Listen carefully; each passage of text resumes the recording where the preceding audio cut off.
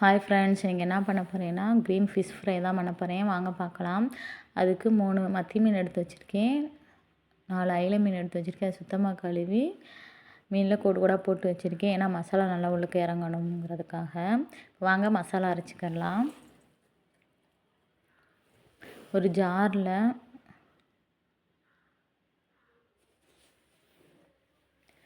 பத்து சின்ன வெங்காயம் போட்டுக்கோங்க,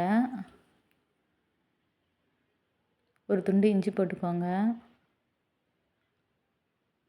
5 வெள்ளைப்பூடு போட்டுக்கோங்க. இது எல்லாமே நீளமாக கட் பண்ணி போட்டுக்கோங்க. 5 பச்சை மிளகாய் போட்டுக்கோங்க, காரத்துக்கு ஏற்ற மாதிரி போட்டுக்கோங்க. ஏன்னா நம்ம வேறு மசாலா சேர்க்க போகிறதில்ல, பச்சை மிளகாய் மட்டும்தான், அதனால் நீங்கள் பார்த்து சேர்த்துக்கோங்க. 3 கொத்து கருவேப்பிலை போட்டுக்கோங்க. இது எல்லாத்தையும் அரைச்சி எடுத்துக்கலாம்.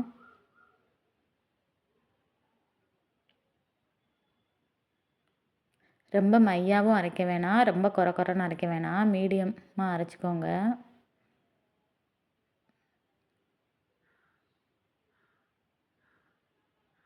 அரை ஸ்பூன் மஞ்சப்பொடி போட்டுக்கோங்க.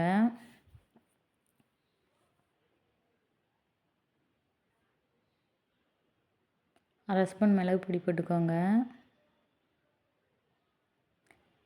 எலுமிச்சம்பழம் புழிஞ்சு விட்டுக்கோங்க, அரை ஸ்பூனு.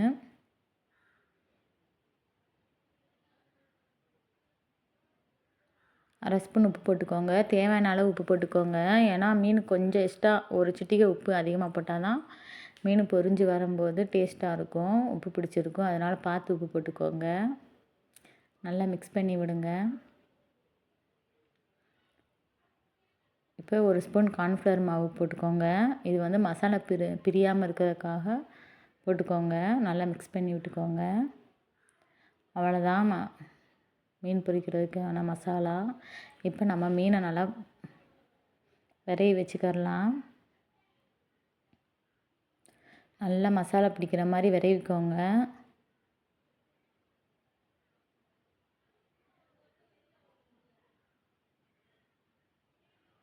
எல்லா பக்கமும் அப்ளை பண்ணி விடுங்க.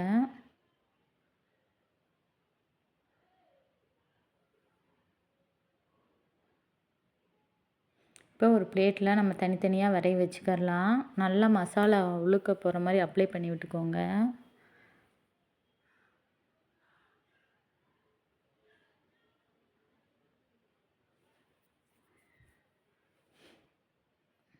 மீன் எல்லாத்தையும் விரைவி வச்சுக்கோங்க. அவ்வளோதான். இது அரை மணி நேரம் ஊறணும்.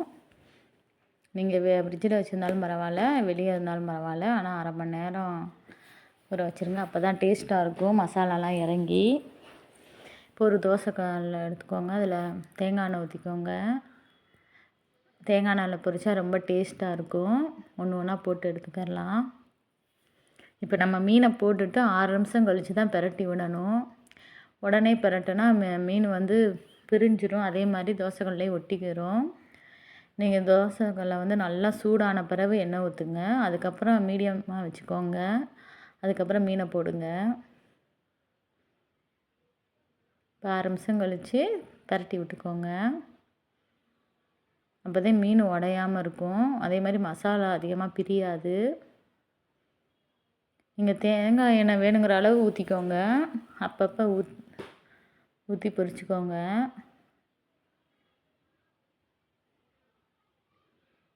இந்த மீன் எண்ணெயிலேயும் மீதி இருக்க மீன் எண்ணெயில் சாப்பாடு வரையும் சாப்பிட்டா டேஸ்ட்டாக இருக்கும். ட்ரை பண்ணி பாருங்கள். சின்ன பிள்ளைங்களுக்கெல்லாம் கொடுங்க, நல்லா சாப்பிடுவாங்க. இப்போ இன்னும் கொஞ்சம் தேங்காய் எண்ணெய் ஊற்றி மீதி இருக்க மீனெல்லாம் போட்டு எடுத்துக்கலாம்.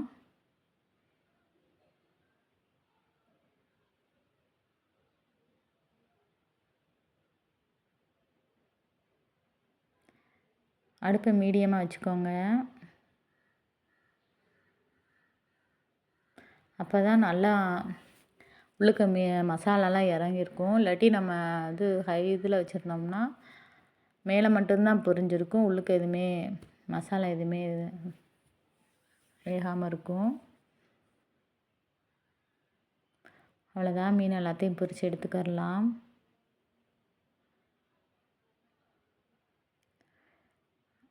இந்த மசாலா ட்ரை பண்ணி பாருங்கள், கண்டிப்பாக டேஸ்ட்டாக இருக்கும். மீன் பொரித்த மீதி எண்ணெயில் சாப்பாடு விரவி சாப்பிட்டு பாருங்கள், அதை விட டேஸ்ட்டாக இருக்கும். தேங்காய் எண்ணெயில் பொரித்து சாப்பிடுங்க, நல்லாயிருக்கும். அதே மாதிரி ஹெல்த்தியும் கூட, ஃபேட் அதிகமாக போடாது.